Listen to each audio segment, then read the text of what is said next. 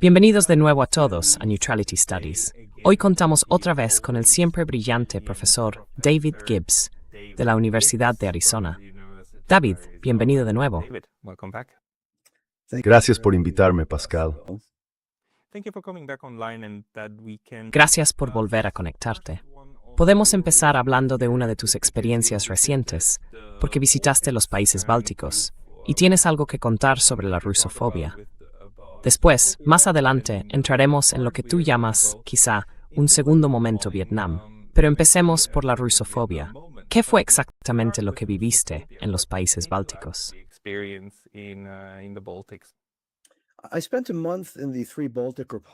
Pasé un mes en las 3 repúblicas bálticas, Letonia, Lituania y Estonia. Sobre todo en Letonia, aunque hice visitas más breves a las otras 2. Y superficialmente tienen mucho encanto. Como estadounidense que viene de Estados Unidos, siempre me impresiona lo mucho mejor organizada que está Europa. Es mucho más agradable. Tiene encanto en muchos sentidos. Pero en los países bálticos hay un lado muy oscuro que siempre ha estado ahí. Y se manifiesta de la forma más evidente en una especie de tono agresivo de nacionalismo. Hay banderas absolutamente por todas partes, banderas nacionales, casi siempre combinadas con banderas ucranianas. Y las declaraciones antirrusas están de nuevo prácticamente por todas partes.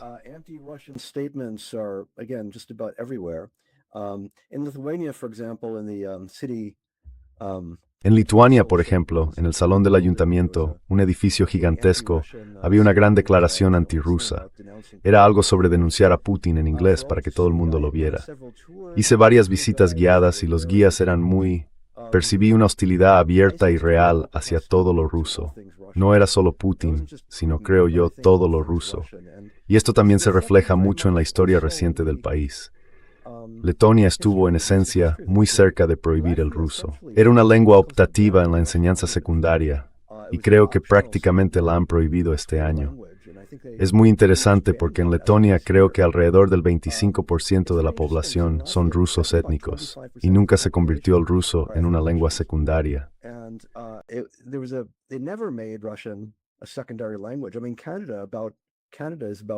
Quiero decir, Canadá tiene aproximadamente 1/4 parte de población francófona, la misma proporción, y el francés tiene el mismo estatus que el inglés. Vas a Canadá y todo está en inglés y francés. Pero el ruso, básicamente, nunca ha sido una lengua oficial. Era una asignatura optativa en secundaria. Creo que eso se ha terminado. La Radio Nacional solía emitir en ruso. Creo que eso se ha terminado, o creo que está a punto de terminarse. Y por tanto, realmente hay una auténtica hostilidad hacia los rusos. Y va más allá de eso en el sentido de que a un número considerable de ruso-hablantes se les ha denegado la ciudadanía. Nunca se les ha permitido obtenerla. No sé cuál es el porcentaje, pero es alto. Y en el Museo Nacional hablaban de esto abiertamente.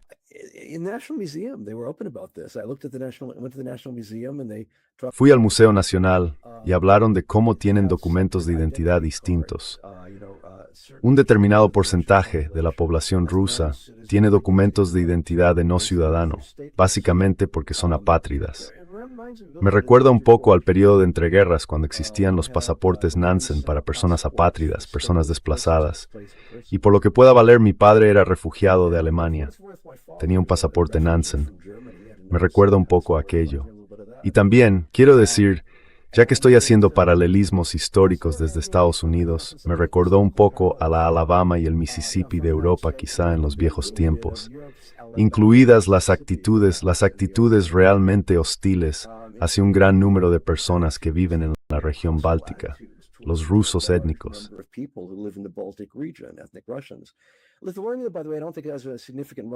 Por cierto, no creo que Lituania tenga una minoría rusa significativa o una minoría rusa grande. Estonia sí la tiene y creo que allí también hay problemas similares. Así que bueno, hay otro punto que merece la pena señalar. Son miembros de la Unión Europea y de la OTAN. Y realmente resulta llamativo que la Unión Europea y la OTAN, que utilizan un lenguaje tan moralista y autosatisfecho, no parezcan estar muy preocupadas por nada de esto. Como todo el mundo sabe, una Estonia es ahora, en la práctica, la ministra de Exteriores de la Unión Europea, Kaja Kallas. Vaya, y es visiblemente antirrusa, no solo anti-Putin, sino antirrusa. En fin, ¿quieres hacerme alguna pregunta sobre esto? Do you want to ask me any questions about this? Yeah, but I mean, isn't that this Sí, quiero decir, ¿no forma eso parte de todo este proceso horrible? Tenemos una Unión Europea que finge defender el liberalismo y el multiculturalismo, y ahí va diciendo que todo puede integrarse.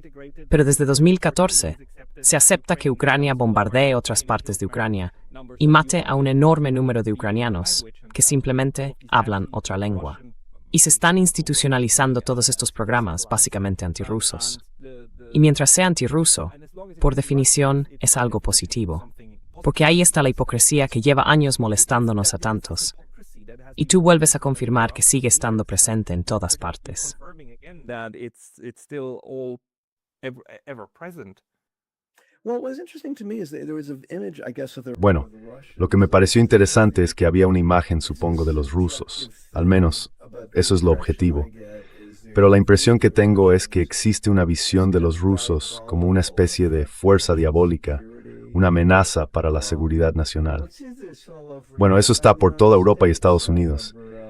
Recuerdo que si algo sale mal en Estados Unidos, tienen que haber sido los rusos.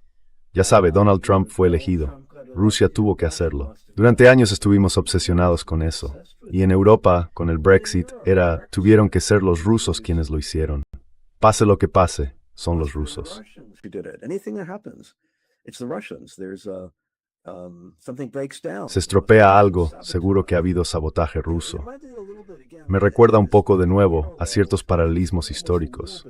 Sinceramente, parecía casi una reaparición, con otra apariencia, de esa especie de antisemitismo de toda la vida. No hablo del tipo falso sobre el que el lobby israelí insiste constantemente, que en gran medida es ficticio. Hablo del tipo que existía en los años 30. Y no me refiero solo a la Alemania nazi. Hablo de toda Europa y de Estados Unidos, en quien tú eres rizes, Rai muy chuzoen. About the Jews, I'm sorry, go ahead, Floyd. Sorry, I just want to say I'll send you. Perdona, solo quiero decir que te enviaré un ensayo que Jacob Rapkin está escribiendo ahora mismo, precisamente sobre eso. 9.000 palabras sobre, ya sabes, los paralelismos entre la rusofobia y el antisemitismo, y sobre cómo en realidad ambos proceden exactamente del mismo lugar, políticamente hablando. Sí. Politically speaking, yeah. Yeah, well, good. I'm glad other people are seeing this. That's Sí, bueno, bien. Me alegra que otras personas estén viendo esto. Así es exactamente como me pareció a mí. Es interesante, porque el antisemitismo, de nuevo, olvidemos lo que dice Yusrael Labi, el antisemitismo en Europa y Estados Unidos está oficialmente despreciado, está prohibido. En muchos países europeos es literalmente ilegal. Y es interesante en lugares como Letonia, porque Letonia tuvo la Legión Letona, que era una división de las SS, y muchos letones se unieron a ella. Y ya sabes, hasta tal punto que creo que la Legión Letona tenía un día conmemorativo en algún momento de marzo, que durante un breve periodo, un par de años, fue fiesta oficial en Letonia. briefly for a couple of years. It's an official holiday in Latvia. They were required to drop that as an official holiday, I think. Creo que se les exigió dejar de celebrarlo como fiesta oficial cuando entraron en la Unión Europea, pero ahora es una festividad no oficial, muy celebrada, y da la impresión de que, como en muchos lugares de Europa del Este, hubo cierto apoyo popular al nazismo durante la Segunda Guerra Mundial. La colaboración no fue como en Noruega. Allí estaba Quisling. Era un don nadie en política y no tenía apoyo popular. Era un simple títere. Eso no era así en todas partes de Europa. Y no tengo la impresión de que fuera así en Letonia. Y bueno, sospecho que había una historia muy profunda de antisemitismo en Letonia y en general en la región báltica. History of anti-Semitism in Latvia and the Baltic region generally, but now essentially it's forbidden. And again, Pero ahora en esencia está prohibido. Y de nuevo sus sustitutos son los rusos, a quienes se trata y de quienes se habla casi exactamente de la misma manera. Y eso está permitido. Se considera una intolerancia políticamente aceptable. Y bueno, es difícil hablar de estas cosas. No quiero sonar moralista, porque de verdad no me gusta ese tono. Solo intento ser lo más objetivo posible. Puedes hacer el juicio que quieras sobre esto, pero eso es lo que estoy viendo con mis propios ojos, y así es como me parece. but that's what I'm seeing with my own eyes, and that's what it looks like to me. Hey, just a very quick note. Oye, solo una nota muy rápida. La mejor forma de apoyar este canal es suscribiéndote gratis a mi Substack.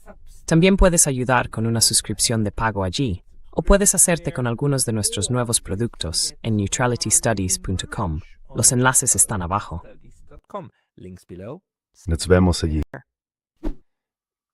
I was in Russia 2 months ago. Estuve en Rusia hace 2 meses en una conferencia sobre la rusofobia, y una de las conclusiones a las que llegamos allí es que, ya sabe, el estereotipo rusófobo estándar cumple en realidad 2 propósitos totalmente opuestos.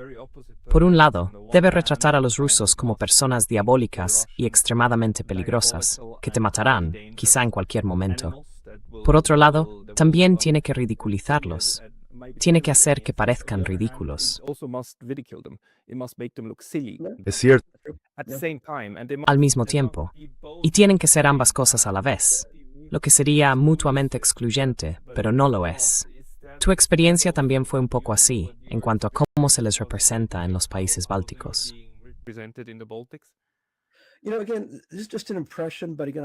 Bueno, de nuevo, esto es solo una impresión, pero creo que ellos eran, esa es la impresión que tuve, de algún modo, por un lado, astutos, listos e inteligentes, pero de la forma más malvada, y por otro lado, desaliñados, primitivos y atrasados. A uno no le gusta usar. Creo que de nuevo, en Europa existe esta cosa peculiar, especialmente en Europa del Este. ¿Dónde termina Europa y dónde empieza Asia? Sí. Y aquí en nuestro pueblo, esto es Europa, pero al otro lado del río, eso es Asia, y Asia, por supuesto, es mala, es algo malo. Geográficamente no tiene ningún sentido. Eurasia es un continente integrado. Pero dejemos eso a un lado. Aquí la realidad no es la cuestión.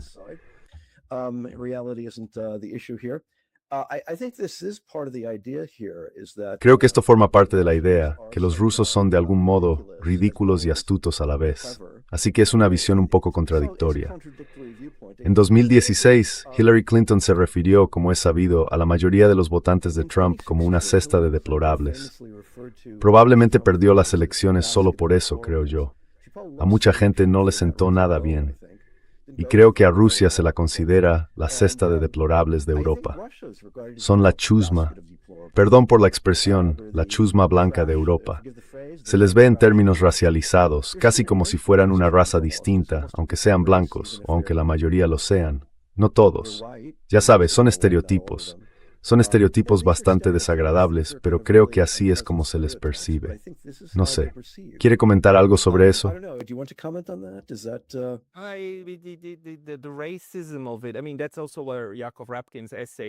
El racismo que hay en ello. Quiero decir, ahí es también donde desemboca el ensayo de Yakov Rapkin. El antisemitismo y la rusofobia son 2 formas de racismo. No hace falta que se refiera al color de tu piel. De hecho, son increíblemente buenos siendo racistas contra personas de todo tipo, ¿no? Y luego crean esos estereotipos absurdos. Pero todo se reduce siempre a deshumanizar y básicamente excluir. Y también a describir a alguien como una persona a la que hay que enseñar. Tenemos que salir ahí fuera y asumir la carga del hombre blanco para civilizar a estos bárbaros. Ese es básicamente el elemento imperial y colonial que justifica la expansión y que luego les permite ir a cualquier sitio e instalarse. Si alguien se resiste, eso no hace más que demostrar que necesita una educación más dura.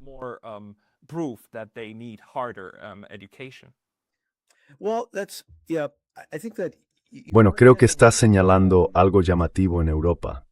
¿Hasta qué punto se rechaza con vehemencia el discurso de odio? A Europa no le gusta el discurso de odio, salvo cuando se trata de los rusos. En cuyo caso es loable. No solo loable, hay que hacerlo. Casi se exige. Y de nuevo los países bálticos, por lo que veo, son una versión extrema de algo más generalizado en Europa. Y por supuesto la respuesta a esto es, bueno, los rusos trataron mal a los países bálticos. Mire cómo los trataron en la Unión Soviética. Fueron anexionados por la fuerza. Eso es más o menos cierto, salvo por una cosa, la persona más responsable de ello no era rusa.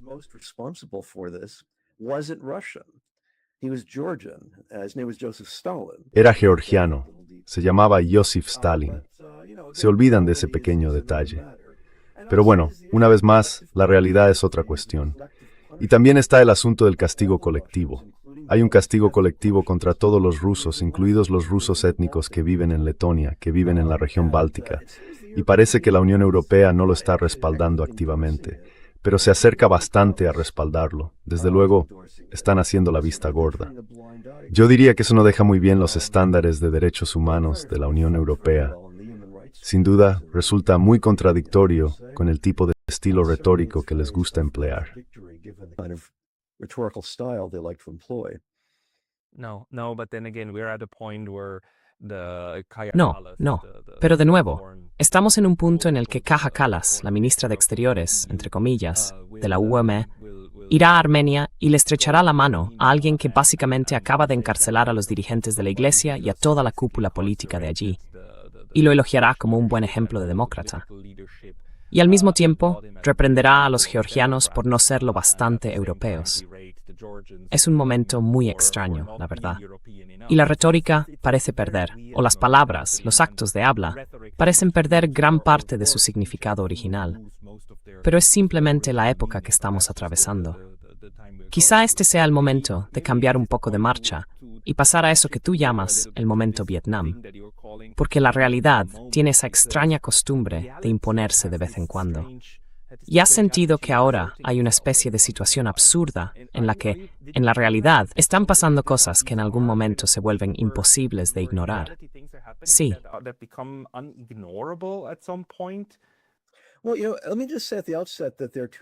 Bueno, permítame decir desde el principio que hay dos relatos en marcha. Es una expresión que acabo de oírle a John Mearsheimer.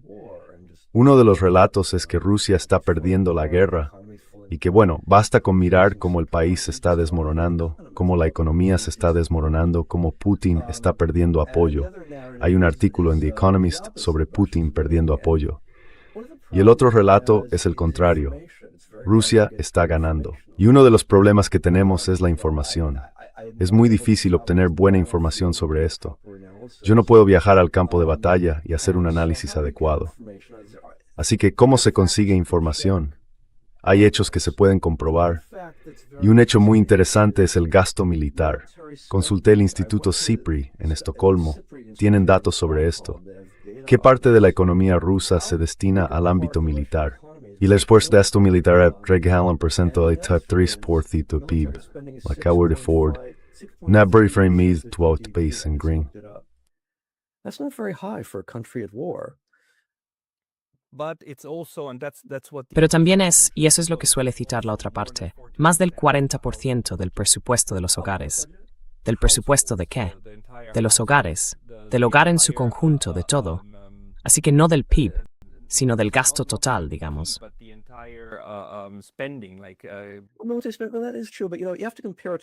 Bueno, eso es cierto, pero hay que compararlo con otros países. Si lo comparamos, por ejemplo, con Estados Unidos, durante la Segunda Guerra Mundial, creo que gastábamos bastante más del 40% del PIB. La Alemania nazi, bastante más del 50%. Incluso durante Vietnam y Corea, creo que se gastaba más de lo que Rusia gasta ahora. Así que, según los estándares históricos, no es mucho. A mí me indica que Rusia podría aumentar esto si quisiera. Me indica que en realidad no están sufriendo tanto económicamente. Eso está bastante claro. Además, hay otra cosa importante. La idea de que Europa o incluso los países bálticos tengan que preocuparse por una invasión rusa es un completo cuento de hadas.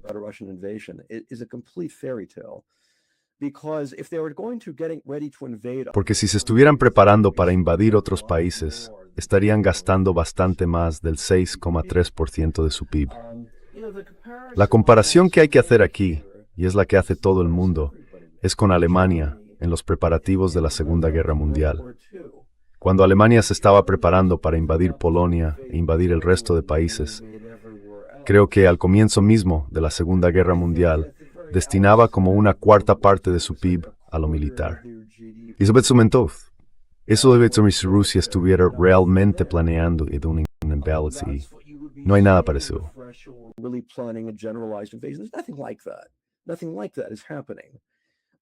No está ocurriendo nada de eso. Así que son hechos que se pueden comprobar. Y otro hecho comprobable es la popularidad de Putin. Eso se puede comprobar. Existe algo llamado el Centro Levada, que se considera una agencia de sondeos independiente y fiable. The Economist acaba de citarlo y es muy interesante. Lo citaron para demostrar que Putin está perdiendo popularidad. No dieron las cifras, pero Putin está perdiendo popularidad. Así que fui a la página web del Centro Levada. Está perdiendo popularidad. El índice de popularidad del año pasado estaba en el 87% y ahora ha caído a un mínimo del 74%. 74%. ¿Qué puedo decir? What can I say? Está prácticamente fuera, ¿no? Debe de estar en el 74%. Yeah, it's a disaster. Sí, es un desastre. Quiero decir, Mers está mucho mejor que eso. Ponte hay mucho más popular que eso. Y en fin, cualquier líder europeo está mucho mejor que eso. El punto más alto de su popularidad es subir del 250%, ¿verdad? Sí. 150%, right? Must be. But anyway, I wrote an Tiene que ser. Pero en fin, escribí una carta a The Economist señalando que deberían haber mencionado las cifras aquí, pero dudo que la publiquen. En cualquier caso, básicamente lo que tenemos aquí es que creo que Rusia puede sostener esta guerra y que está ganando en el campo de batalla. Quiero decir, acaba de encadenar una serie de victorias y todo avanza muy lentamente. Pero mi impresión, mi entendimiento, es que se está produciendo un colapso de la capacidad de Ucrania para reclutar soldados para el frente. Tienen un déficit muy grave. They're having a very severe deficit. They've run out of anti-aircraft missiles. Se han quedado sin misiles antiaéreos.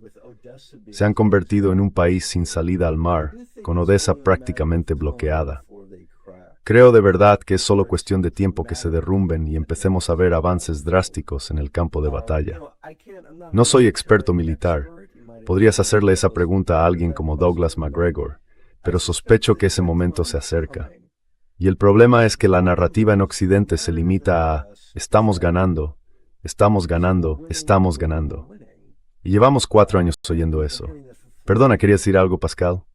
I'm sorry, you wanted to say something, Pascal? Yeah, I mean, what happens then? I mean, Sí, pero ¿qué pasa entonces? Esto es también, en cierto sentido, una evolución habitual de la guerra y de la mentalidad de guerra, ¿no? Ambos bandos que libran una guerra tienen que fomentar, obviamente, la creencia de que están ganando, porque si no lo hicieran, lo más natural sería rendirse y capitular de una vez. Lo vimos en Alemania durante la Segunda Guerra Mundial. Los alemanes fingían que todo iba bien, hasta que dejó de irlo. En Japón, fingían que todo iba bien, hasta que empezaron los bombardeos incendiarios, y la realidad empezó a imponerse en Vietnam.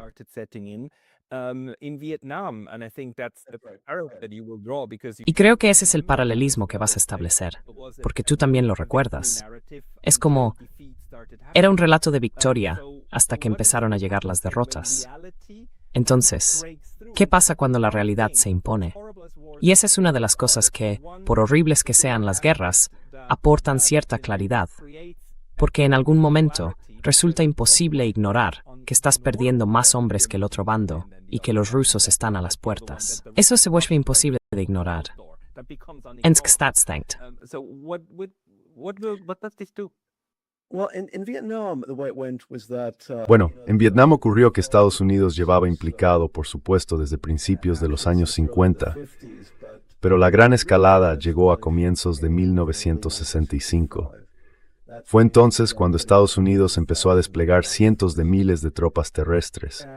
Y se decía, estamos ganando, estamos ganando, estamos ganando, estamos ganando.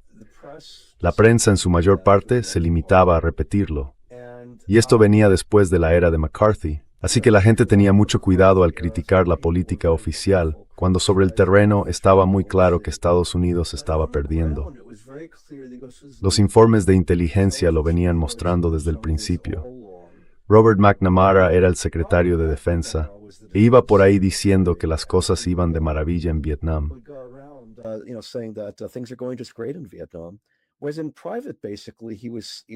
Mientras que en privado, básicamente, él expresaba una enorme frustración. Las cosas iban muy mal. Las fuerzas estadounidenses no lo estaban haciendo tan bien contra el Vietcong. Daniel Ellsberg, el famoso filtrador de los papeles del Pentágono, era asesor de McNamara, y dijo que una de las cosas que le hizo cambiar de opinión y le llevó a filtrar los papeles del Pentágono fue que, ya sabe, en privado, Ellsberg entregaba estos informes de inteligencia. Ellsberg había sido Marine y se ponía el uniforme de campaña y un casco y salía con patrullas del IRBN en Vietnam para ver sobre el terreno qué estaba ocurriendo. Y sus informes eran demoledores. Dijo, el Vietcong está mucho mejor organizado de lo que queremos admitir. Están ganando. Much better organized than we want to accept. They are winning. And our strategy is not working. And McNamara was reading. Y nuestra estrategia no estaba funcionando. McNamara leía esos informes y expresaba una enorme frustración por el futuro. Y luego, después de leerlos, bajaba del avión y decía que las cosas iban de maravilla. Mentía descaradamente. Eso es lo que hacía. Y eso siguió así durante varios años. Y la gente se lo creyó durante varios años, hasta que en 1968 el Vietcong lanzó la ofensiva del Tet e hizo avances enormes. Quiero decir que, militarmente, bueno, durante un tiempo lo hicieron bastante bien. Tomaron la embajada de Estados Unidos en Saigón durante 24 horas. Es increíble, pero lo hicieron. Quiero decir, eran así de eficaces, y fueron mucho más eficaces de lo que los medios estadounidenses creían posible. Media thought was possible. They couldn't believe it. In retrospect, we know that No podían creerlo. Visto en retrospectiva, sabemos que aquello fue una apuesta del Vietcong, porque sabían que acabarían siendo derrotados.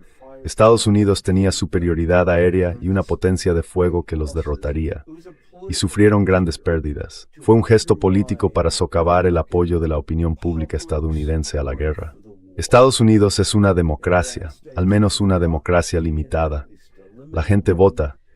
Y ya sabe, la gente en Estados Unidos es nacionalista. Le gusta apoyar a su presidente en tiempos de guerra, y le gusta creer lo que dicen el presidente y el secretario de Defensa. Y todo el propósito de la ofensiva del Tet era quitarle al público estadounidense esa imagen. was to disabuse the American public of that image, and it worked. That was when public support. Y funcionó. Fue entonces cuando se quebró el apoyo público, porque los funcionarios del gobierno sencillamente no podían justificar las declaraciones anteriores de que, bueno, el Vietcong básicamente está perdiendo. El Vietcong son idiotas, no saben lo que hacen. Estaba eso que llamaban el recuento de cadáveres. Ese detalle macabro por el que los funcionarios del gobierno se inventaban la cifra de combatientes del Vietcong muertos. Se inventaban las cifras. Es un detalle siniestro, pero era una métrica de éxito. Y por cierto, estamos viendo eso ahora. The New York Times estaba contando cuántos rusos muertos había. Nadie puede comprobar esas cifras. Así que bueno, ¿de dónde salen? ¿Quién sabe? Nobody can check these figures. So, where they're coming from, who knows? You're getting the same thing as. Pero está ocurriendo lo mismo que ocurrió en Vietnam. Se ha instalado la idea de que estamos ganando, ganando, ganando. Y cualquier noticia que pueda contradecir eso está siendo prácticamente prohibida. Quiero decir, hay mucha represión. Su propio programa, por ejemplo, fue retirado brevemente de antena durante 24 horas. Personas como Jacques Baud, el coronel suizo, que participa en muchos podcasts, incluido el suyo, han sido acosadas de muchas formas distintas. George Galloway, en Gran Bretaña. Youth insurgem en tal intimidación que la guerra que es mente extraordinaria. Y como por consecuente, el palito de desarrollo de salud, el panorama completo. As a result, the public's not getting the full picture at all. At some point, En algún momento los reveses en el campo de batalla serán tan dramáticos que resultará muy difícil seguir apoyando eso. Y ocurrirá lo que pasó en Vietnam, un desplome del apoyo público a la guerra, un deterioro generalizado de la confianza en las instituciones. En Estados Unidos fue bastante dramático. Quiero decir, apareció el síndrome de Vietnam con un profundo cinismo público hacia todo lo que hacía el gobierno en política exterior. Durante muchos años, al ejército le resultó muy difícil reclutar soldados. La gente eludía el reclutamiento, ridiculizaba abiertamente a los militares, y la subproamscluta durante años después de aquello. trouble recruiting for years after this. It weakened. Debilitó el apoyo público a todas las instituciones. Creo que en la Unión Europea, y también en Estados Unidos, pero especialmente en la Unión Europea, están extremadamente asustados por esto. Creo que son conscientes de que caminan sobre hielo muy fino. Tienen líderes como Starmer. Starmer llegó al cargo y creo era el séptimo primer ministro británico en 10 años. ¿O es el sexto? Creo que Gran Bretaña va por su séptimo primer ministro en una década gobernando el país. Gran Bretaña está entrando en un periodo de extrema inestabilidad. Ya saben, Francia tiene básicamente un sistema presidencial que evita esto. Pero creo que Macron es el presidente menos popular de la historia de la Quinta República. Merz es profundamente impopular. Merz is deeply unpopular. And so, the European Union in general, the institutions. Y bueno, en general la Unión Europea, sus instituciones, nunca han suscitado demasiado entusiasmo entre la opinión pública europea.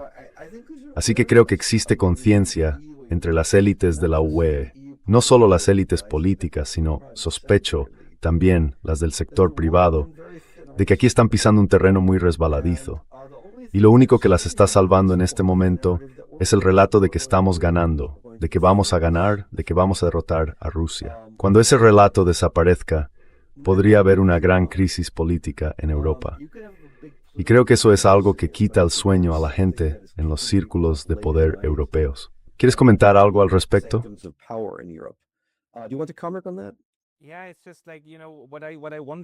Sí, es que, ¿sabes? Lo que me pregunto hoy en día es, tienes razón. Quiero decir, estas personas, estas figuras son impopulares, pero los sistemas, ¿sabes? Los sistemas que las producen.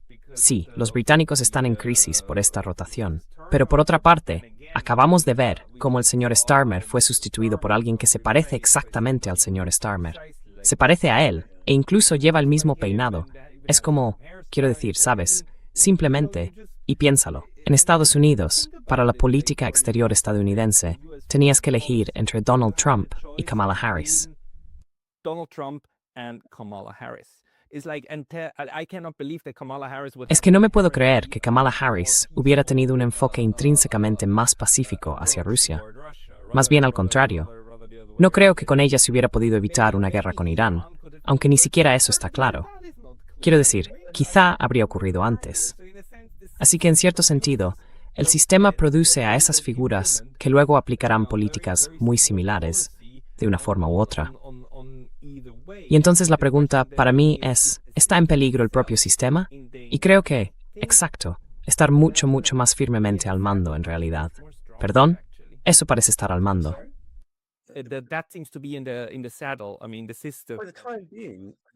Quiero decir, el sistema.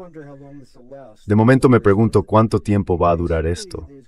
Es decir, hay una gran inquietud pública por la situación económica. El corte del suministro de energía barata procedente de Rusia les está perjudicando muchísimo. Y ahora, por supuesto, el Golfo Pérsico les está perjudicando por segunda vez en lo relativo a la energía. Se está produciendo una desindustrialización en el corazón de Europa, en Alemania, el centro industrial de Alemania durante muchas décadas. Y eso está decayendo. Creo que una de las cuestiones aquí es por qué las élites europeas querían esta guerra con Rusia y por qué quieren mantenerla. Y creo que a menudo los países van a la guerra cuando ven amenazada su forma de vida.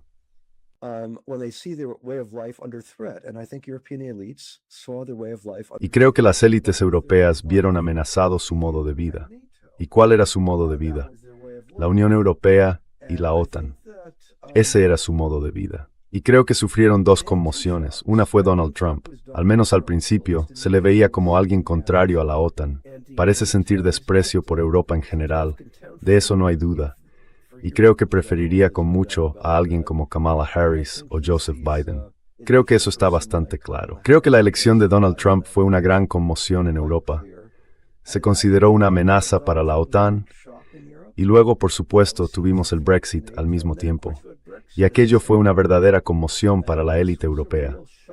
La cuestión es, ¿cómo te explicas eso a ti mismo, entre vosotros, la gente del club, por decirlo así?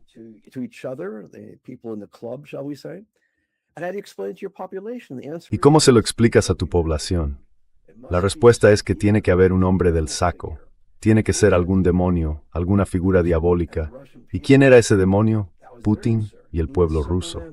Esa fue su respuesta. Necesitas una respuesta sencilla. No podía ser que estuvieras haciendo algo mal.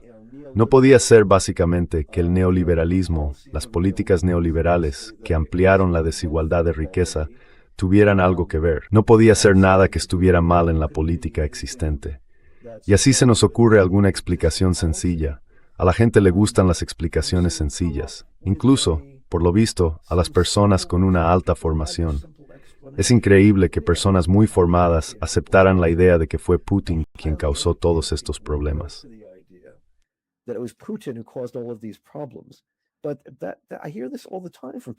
Pero escucho esto todo el tiempo de gente con títulos universitarios avanzados, que la razón por la que Donald Trump fue elegido es que Putin lo hizo. El New York Times estuvo lleno de historias sobre esto durante años. Y bueno, creo que esa es una de las grandes razones por las que surgió esta rusofobia.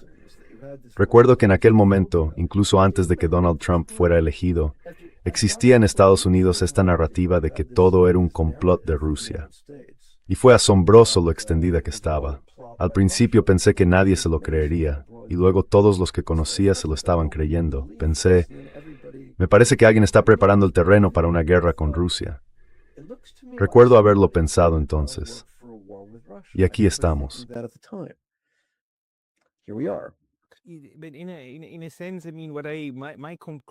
En cierto sentido, quiero decir, la conclusión a la que llegué es que el papel de los medios liberales en Estados Unidos y en Occidente en general es proporcionar constantemente justificaciones y apologías del imperio. Acaba de salir otro de esos artículos. Hay uno ahora mismo en The New York Times sobre por qué los líderes estadounidenses siguen sin entender a Irán.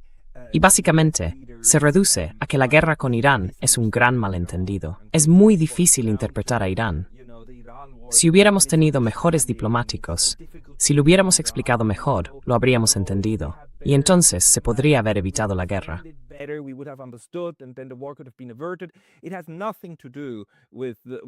No tiene nada que ver con el neoconservadurismo, ni con la necesidad y el deseo de dominar, ni con los planes de ataque durante décadas, ni con la conexión con Israel. Es un malentendido, porque, ya sabes, Occidente y Estados Unidos son una fuerza del bien. Por lo tanto, cuando ocurre algo malo, tiene que ser un error, ¿verdad? Y esa es esta apología liberal del imperio. Así que, en cierto sentido, vuelvo a preguntarme hasta qué punto el sistema simplemente produce estas narrativas, por supuesto, que luego justifican el imperio, ¿verdad? Pero ¿qué ocurre cuando eso se acaba? Y esa es, creo, esta situación de Vietnam. Esa es la cuestión.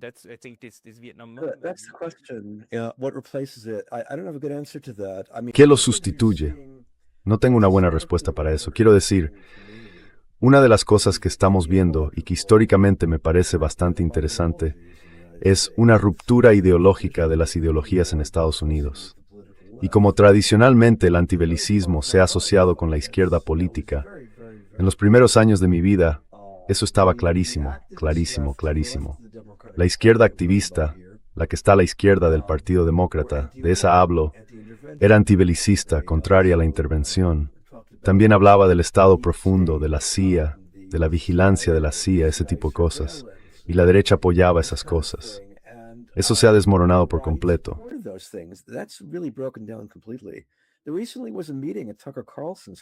Hace poco hubo una reunión en casa de Tucker Carlson. Es un haití comentarista conservador, y en el pasado fue un firme partidario de Trump. Ha roto con Trump. Y bueno, se reunieron varios conservadores republicanos que antes apoyaban a Trump. Marjorie Taylor Greene, la excongresista ultraconservadora de Georgia, Thomas Massie, el congresista libertario de Kentucky que acaba de perder su reelección, y varios más. Todos hablaban de la necesidad de un partido antibelicista en Estados Unidos, básicamente de un partido conservador antibelicista. Y de nuevo, para alguien de mi generación, eso resulta interesante.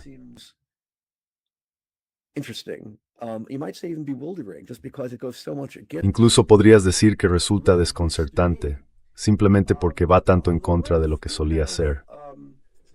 En la izquierda tienes, ya sabes, la izquierda ha tenido recientemente una serie de éxitos. Los socialistas democráticos de América se han convertido en una fuerza importante dentro del Partido Demócrata. Hace poco nominaron a alguien que probablemente será elegido senador por Michigan, El Sayed, que es miembro de los Socialistas Democráticos de América. De hecho, es un tipo con mucho talento. Zohran Mamdani, el alcalde de Nueva York, es miembro de la organización socialista. Bernie Sanders ayudó a legitimarla hace 10 años. Y creo que ya sabes, se está produciendo este resurgimiento de la palabra socialismo en Estados Unidos.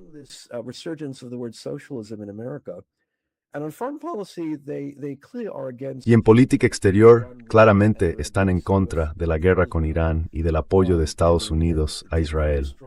Quiero decir, adoptan una postura muy firme sobre la guerra en Gaza, en particular sobre las cosas horribles, de hecho hay que decirlo, genocidas, que Israel ha estado haciendo allí, ¿no? Pero en casi todos los demás conflictos, guardan silencio o incluso están a favor de la guerra. Sobre Ucrania, hasta donde yo sé, la mayoría de estas personas, el Sayed en concreto, están a favor de la guerra y la apoyan. Apoyan la guerra contra Rusia. Sobre Siria, Afganistán y toda una serie de otras cuestiones, o bien han guardado silencio, la otra izquierda, o bien han respaldado estas cosas.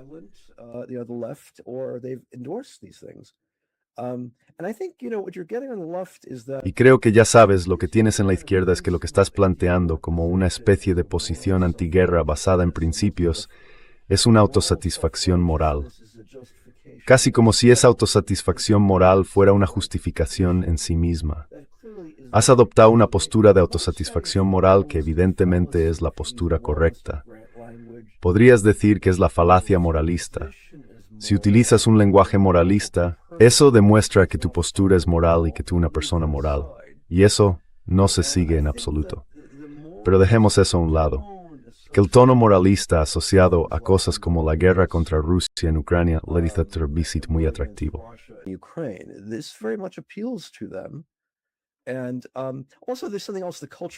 Y también hay otra cosa, las guerras culturales. Se ha asociado a Putin con el conservadurismo social. Ya saben, por ejemplo, no hay un desfile del orgullo gay en Moscú. Él no. A ver, yo soy un gran defensor de los derechos de los homosexuales y no me gusta la gente que demoniza a los homosexuales. No comparto eso en absoluto. Pero esa es una cuestión distinta de si deberíamos ir a la guerra contra gente así. Parece una forma muy mala de ayudar a los homosexuales, ir a la guerra. Y creo que básicamente las cuestiones culturales, el género, la raza y la sexualidad tienen un enorme dominio sobre la izquierda. Hasta tal punto que creo que la política exterior queda enmarcada, que enmarcan los asuntos de política exterior de una manera muy superficial, diría yo.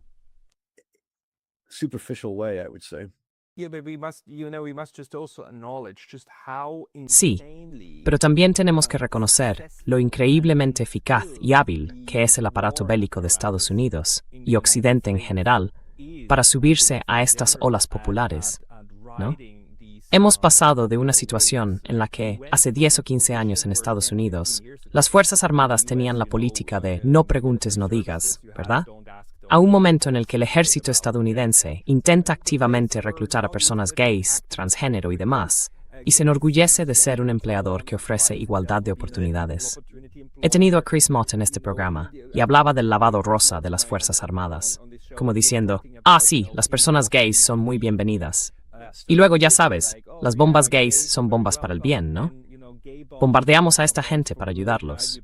Quiero decir, esto es sencillamente ingenioso. Y por supuesto, así captan exactamente a ese sector, a la izquierda liberal, que dice, sí, en realidad vamos a hallar los derechos gays con nuestras bombas rosas. Lo siento. Lo siento, ¿quiere terminar? Le pido disculpas. Lee. Perdón, solo decía que esa es la idea. Perdón, claro, ellos no lo plantean ni lo expresan así. Pero en realidad es un abuso enorme. Y para mí como hombre gay, también es un enorme insulto a la inteligencia, ¿no? De los gays. Decir algo como, no, por cierto, sois fáciles de manipular.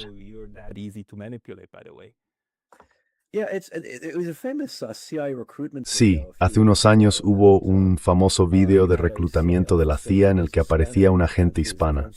Iba por ahí hablando de lo interseccional que era ella y de lo interseccional que era la CIA. Era un video de reclutamiento de la CIA.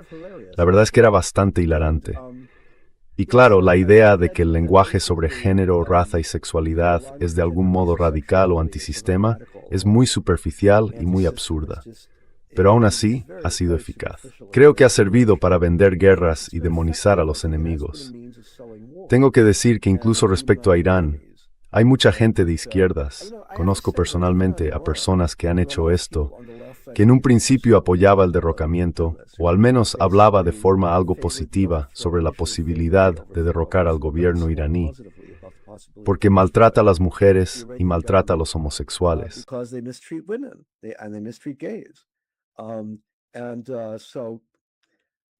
Y así de nuevo, esto es muy superficial y absurdo, porque miren lo que ha pasado. Miren en qué ha desembocado aquello. Tuvimos una guerra de gran envergadura que ha devastado Irán. Irán acabará ganando la guerra, pero a un coste enorme, gigantesco, para el país. Y por desgracia, gente de la izquierda habrá desempeñado algún papel en sentar las bases propagandísticas para esto, les guste o no. Publicaron un artículo, era una publicación asociada a la New Left Review, llamada Sidecar, creo. El artículo venía a decir básicamente que el levantamiento contra el gobierno era un levantamiento puramente popular y desacreditaba la idea de que estuviera dirigido desde el exterior. Ya saben, la prensa israelí hablaba abiertamente de cómo el Mossad estaba ayudando.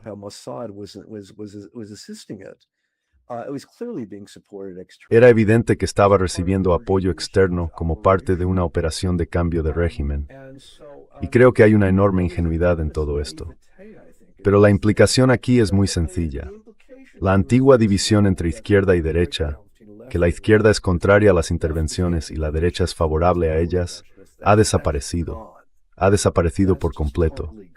Lo ideal sería ver fuerzas afines de personas de distintas ideologías unidas ahora contra la guerra y el militarismo. Creo que eso es algo que hace muchísima falta en la política estadounidense. Y por desgracia, sería muy difícil conseguirlo, de nuevo por las cuestiones culturales. Creo que hay gente que descubriría que al menos en algunos temas, aunque no en absoluto, podría estar de acuerdo con Tucker Carlson.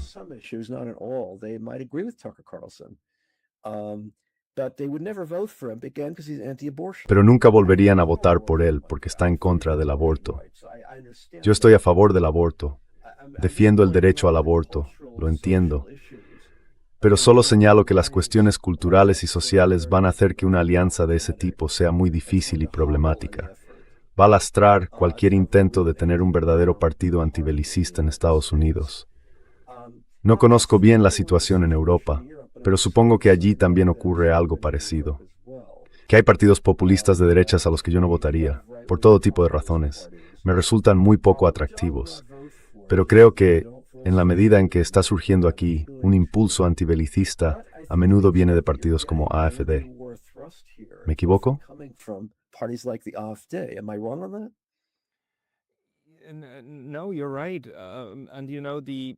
No, tienes razón. Pero el problema con ellos está más bien en el otro lado. Estos partidos tienden a estar a favor de la paz con Rusia. Pero cuando se trata de Israel y de la cuestión árabe, de la cuestión palestina, entonces dicen, no, claro, esta gente blanca tiene que defenderse. Eso es cierto. No son antibélicos en el sentido de estar contra la violencia. Es más bien una cuestión de qué tipo de violencia. Y el establishment actual viene a decir, oh, todas las formas de violencia son maravillosas, siempre que no nos guste la gente a la que se la hacen. Y la derecha es un poco más de, sí, no, ya sabes, a los blancos como nosotros quizá no. Pero luego tienes una tabla, como en Family Guy, con este tono de marrón, está bien. Sí.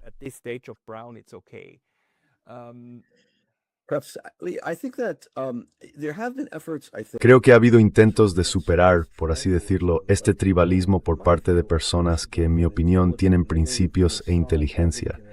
Pienso en Sarah Wagenknecht, en Alemania, y en George Galloway, en Gran Bretaña. A ambos los respeto.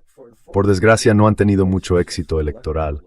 Estoy seguro de que el establishment está haciendo todo lo posible para derrotarlos. Pero creo que tienen un problema mayor. Se quedan entre dos aguas, ¿no? Básicamente, está la izquierda mayoritaria, que es partidaria de aplastar a Putin, y luego está la derecha. Ellos intentan, en esencia, tender un puente entre ambos lados.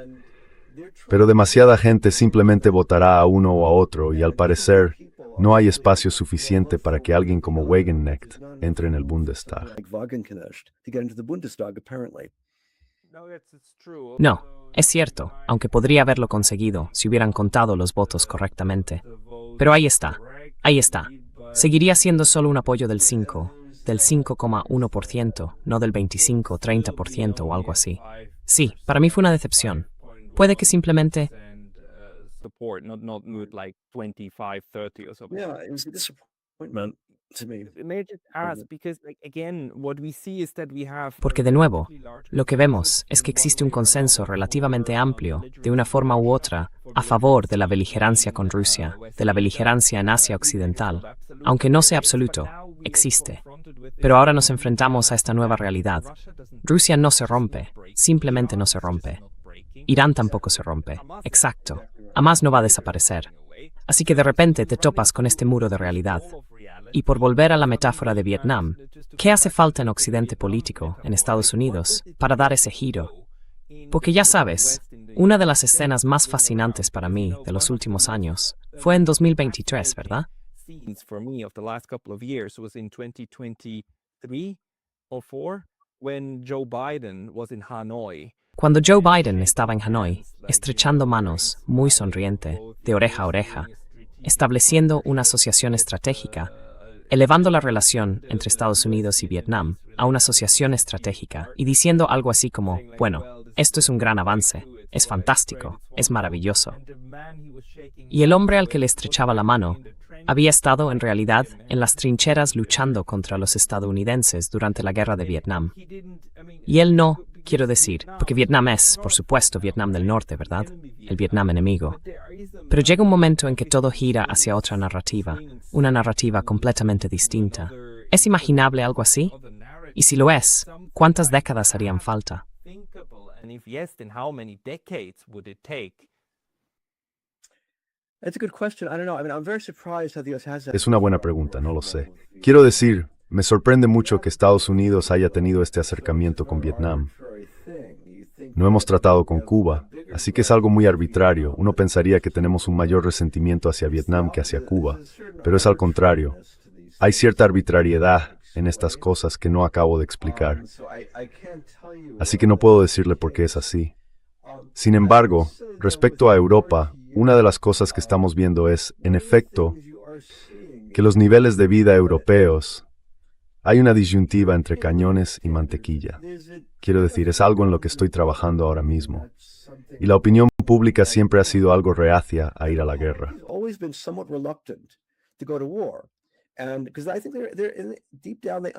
Porque creo que en el fondo entienden que existe esta disyuntiva y que ellos mismos serán las víctimas de una guerra. Y por eso necesitan una campaña de propaganda y necesitan controlar la información. Y lo están haciendo a lo grande en Europa. También lo están haciendo en Estados Unidos, pero por lo que veo, aún más en Europa. El problema surge cuando la realidad se aleja tanto de la propaganda que, por así decirlo, te golpea en la cara. Y creo que nos estamos acercando a ese punto en Europa. Entonces la gente dirá, hemos rebajado nuestro nivel de vida, hemos desindustrializado permanentemente el continente, hemos debilitado el tejido social de Europa.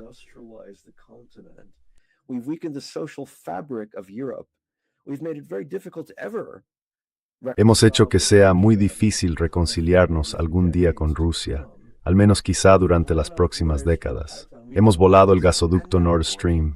Hemos hecho todas estas cosas y ahora también vamos a perder la guerra. Ni siquiera vamos a tener una victoria.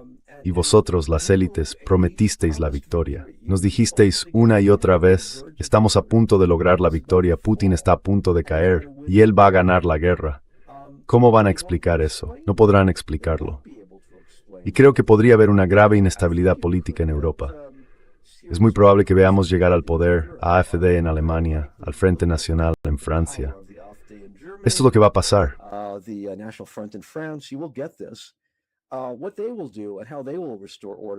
¿Qué harán y cómo restablecerán el orden?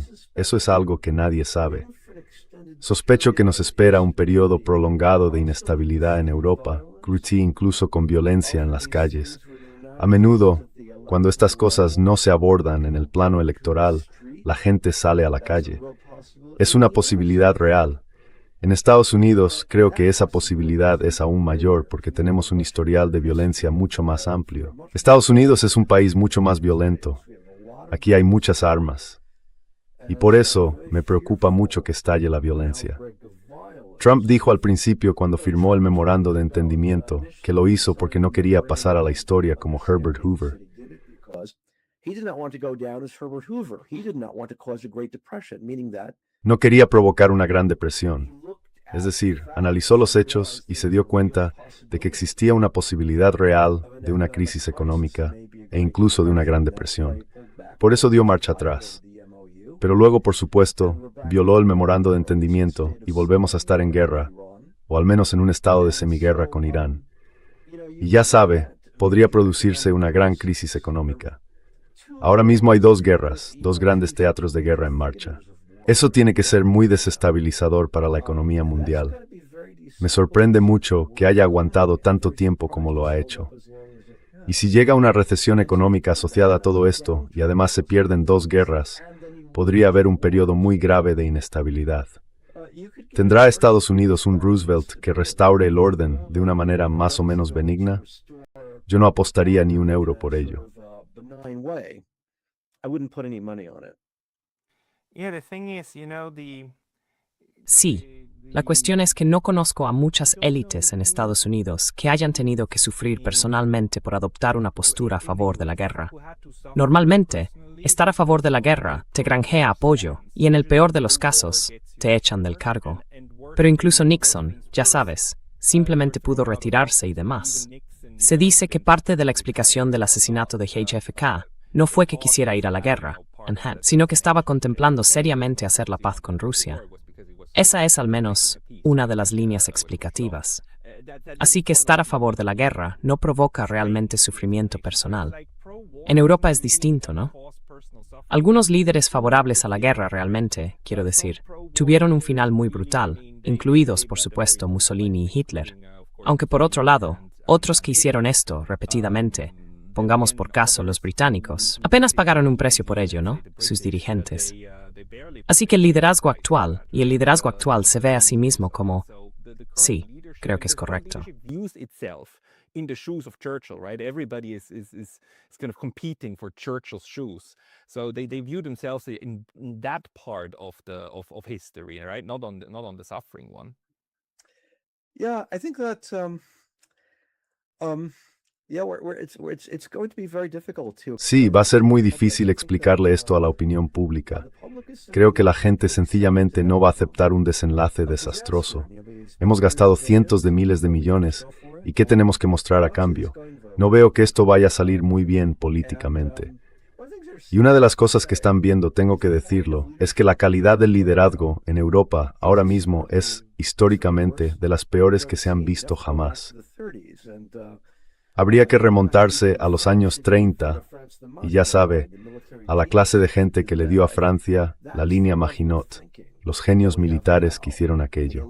Creo que ese es el nivel de pensamiento que tenemos ahora en el Palacio del Elíseo y en el número 10 de Downing Street. Eso es lo que tenemos. Gente sin imaginación que básicamente lo único que se les ocurre como solución es una guerra. Creo que existía la idea de que la guerra de algún modo uniría a los países. Resolvería nuestro problema, no sé. Destrozaría a Rusia, haría que fuera mucho más fácil. Y entonces incluso, ya sabe, Ucrania va a BlackRock y todo el mundo gana mucho dinero. Creo que eso. Está generando mucho dinero. También creo que veían el gasto militar como un motor de crecimiento económico. La economía europea se ha estancado relativamente y carece de productividad. Y ahora el gasto militar, supuestamente, restauraría todo eso. Pero eso no funciona realmente, por muchas razones. Resulta que el gasto militar es una forma muy ineficiente de impulsar el crecimiento. Hay maneras mucho mejores de hacerlo. Además, les han cortado la energía. Básicamente, se necesita energía para crecer y la han cortado. Y no hay un buen sustituto. Así que basta con reflexionar un momento. Esto no va a funcionar. Pero creo que hay cierta desesperación. Percibo cierta desesperación entre las élites europeas.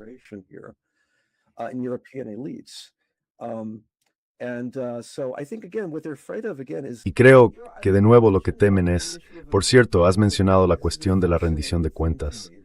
A mí me parece fascinante esta falta de rendición de cuentas. Hubo un periodo en Estados Unidos en el que sí la hubo. Fue durante Vietnam. Johnson no dejó el cargo. Decidió no presentarse a la reelección. Fue como si hubiera dejado el cargo. Tengo la edad justa para apenas recordarlo. Y en esencia se fue en desgracia. Había sido enormemente popular al principio de su carrera y se fue en desgracia. No vivió mucho más. Murió creo 5 años después, creo que sumido en la desesperación. Vietnam lo desacreditó ampliamente. Nixon, tal como yo lo veo, Watergate tuvo que ver por completo con Vietnam.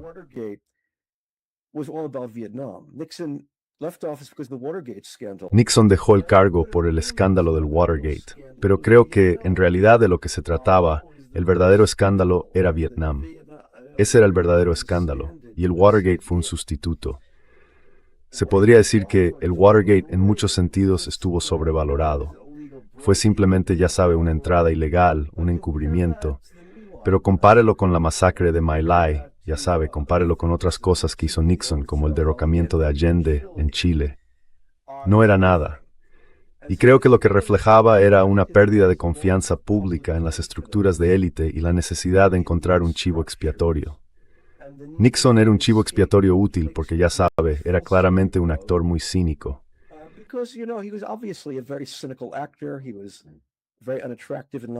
Era muy poco atractivo en muchos sentidos, y creo que lo era, y por eso pagó un precio. Dejó el cargo en desgracia. Robert McNamara dejó el cargo en desgracia. Muchos de ellos sí pagaron un precio en términos de reputación. Lo más llamativo es que eso no se ha repetido. Las personas que nos llevaron a la guerra de Irak, la catastrófica guerra de Irak, a la guerra contra el terror, no han pagado ningún precio. Victoria Nuland, por supuesto, fue asesora de Richard Cheney y fue recompensada. Ascendió a causa de su fracaso.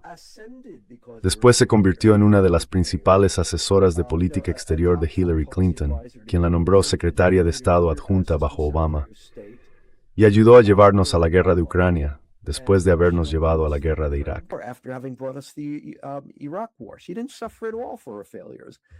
Ella no sufrió en absoluto por sus fracasos. En Washington no hay nada como el fracaso para ascender.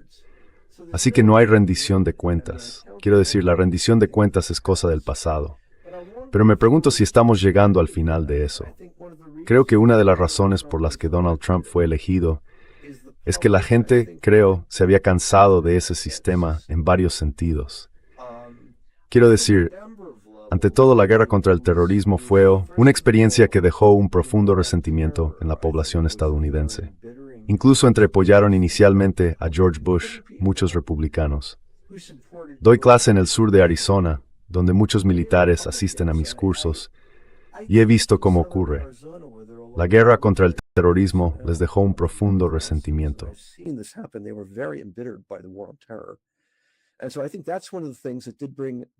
Y creo que esa es una de las cosas que llevó a Bernie Sanders y a Donald Trump. Irónicamente, eran dos caras de la misma moneda.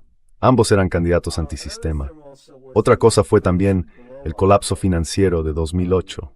Ya sabe, la desregulación neoliberal nos llevó a ese colapso financiero que arrasó el nivel de vida de la gente. Y nadie pagó un precio por ello tampoco. Apenas hubo procesos judiciales, no hubo investigación, no hubo ningún tipo de rendición de cuentas. Así que creo que la falta de rendición de cuentas se había convertido en un verdadero tema de la política estadounidense. Sospecho que también se está convirtiendo en un tema de la política europea. Perder la guerra en Ucrania e Irán acelerará mucho este proceso, sospecho. Sí, sí se va a interpretar como una derrota, ¿no? ¿Qué escenario? No veo ningún escenario en el que esto pueda maquillarse y encubrirse, pero quizá tú tengas alguna idea al respecto. Bueno, Zelensky se va al exilio con todo su séquito, y desde Gran Bretaña escenifica, ya sabes, la guerra de resistencia. Puedes mantenerla en marcha, y de vez en cuando un coche bomba explota y mata a un general ruso, o lo que sea. Y otra vez, solo tenemos que resistir. Puedes alargar esto de muchas maneras distintas durante bastante tiempo, porque es como, al menos el 50% de todo esto es una guerra de propaganda. Es como una guerra de ficción, ¿no? Se trata de quién puede ganar eso. Y curiosamente, los únicos que hasta ahora han estado dispuestos a librar la guerra de propaganda en terreno occidental han sido los iraníes. Eligieron hacer las películas de Lego. Eligieron decir, vale bien, vamos a Twitter. Los rusos renunciaron a eso desde el principio. Incluso dijeron algo así como, no podemos ganar esta, así que ni siquiera vamos a intentarlo. No, that's true. That's true. Iran has been better at it. That's quite true. No, eso es cierto, es cierto. Irán ha sido más eficaz en eso es completamente cierto. Estoy de acuerdo con ello. Ya sabe, John Mearsheimer comparte en cierta medida la opinión que usted sostiene, que básicamente Ucrania seguirá utilizándose como ariete contra Rusia hasta donde alcanza la vista. Creo que Rusia intentará convertirla en un estado residual disfuncional, que es lo que está haciendo. Pero aún así, esto no va a terminar cuando Ucrania sea derrotada. Europa y Estados Unidos, o al menos Europa, querrán mantener esto en marcha durante quién sabe cuánto tiempo. Verá, yo soy un poco más optimista y quizás sea un error. Siempre es un error ser optimista, pero aquí soy un poco optimista porque recuerdo Vietnam. Y Vietnam desacreditó durante un periodo prolongado toda la idea de la intervención, toda la idea del militarismo. The whole idea of militarism. It really produced dramatic changes for a few years. Durante unos años al menos produjo cambios drásticos en la política estadounidense, y la opinión pública mostró su cara más fea. Afirmó un poder independiente que antes no había ejercido, y eso era algo nuevo para la gente. Eso conmocionó a mucha gente, y espero que aquí ocurra algo parecido. Que ya sabes, igual que la ofensiva del TET echó por tierra la explicación oficial de lo que estaba pasando, destruyó la credibilidad de todo el aparato de política exterior y cambió la política, hasta acabar obligando a Estados Unidos a salir de Vietnam y al menos a reducir su intervencionismo en el extranjero. Espero que algo parecido esté a punto de ocurrir aquí. Está a punto de abrirse una brecha de credibilidad de proporciones enormes, y la opinión pública europea mostrará su cara más fea y dirá, basta. Pero ya sabes, a mí eso me gusta.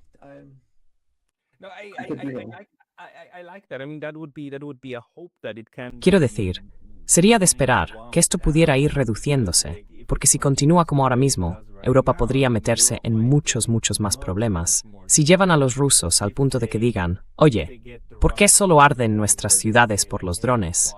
Si queréis esta guerra, una guerra a gran escala, entonces os la daremos. Ya sabes.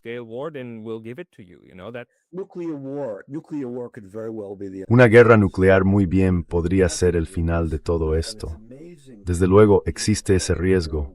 Me asombra que la gente no esté más preocupada por ello, porque esa posibilidad está claramente sobre la mesa.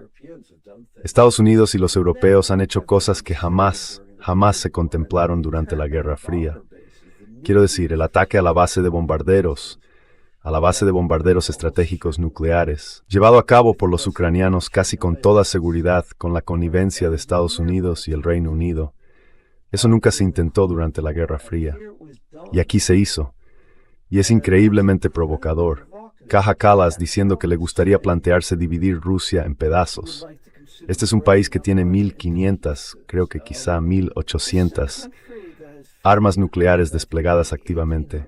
¿De verdad quieren provocar una guerra nuclear? Porque casi parece que es lo que quiere Kaja Kallas. Cuando estuve en los países bálticos, casi daba la sensación de que eso era lo que quería la gente.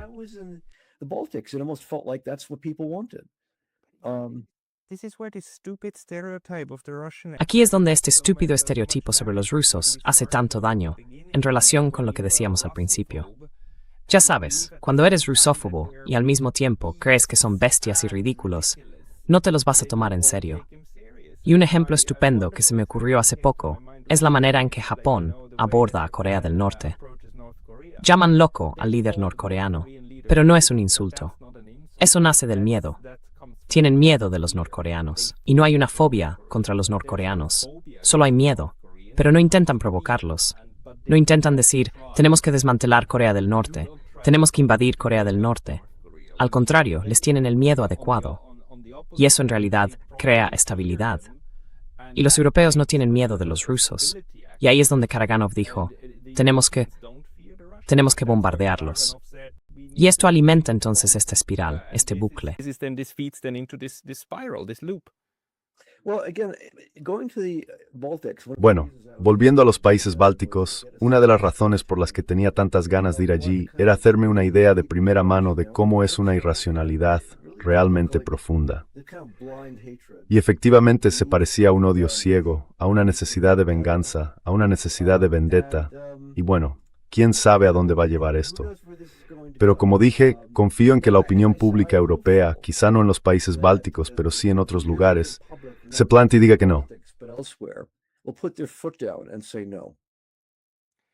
Your word in God's Que Dios te oiga, amigo mío, porque esperemos que sí. Porque sinceramente, esto tiene que ir reduciéndose. De lo contrario, va a empeorar mucho, mucho. David, la gente quiere encontrar tu trabajo. ¿A dónde debe ir? find your work, where should they go? They can just Google my Pueden buscar simplemente mi nombre en Google, David N. Gibbs, con N, o pueden ir a gibbs.arizona.edu. arizona.edu. I will put the links to that. Pondré los enlaces a eso en la caja de descripción de abajo. Y luego, volveremos a hablar. Esperemos que relativamente pronto, con otro de nuestros amigos. Veremos si podemos organizarlo. Y hasta entonces, profesor David Gibbs, muchas gracias por su tiempo hoy. Thank you so much for your time today. Muchas gracias, adiós.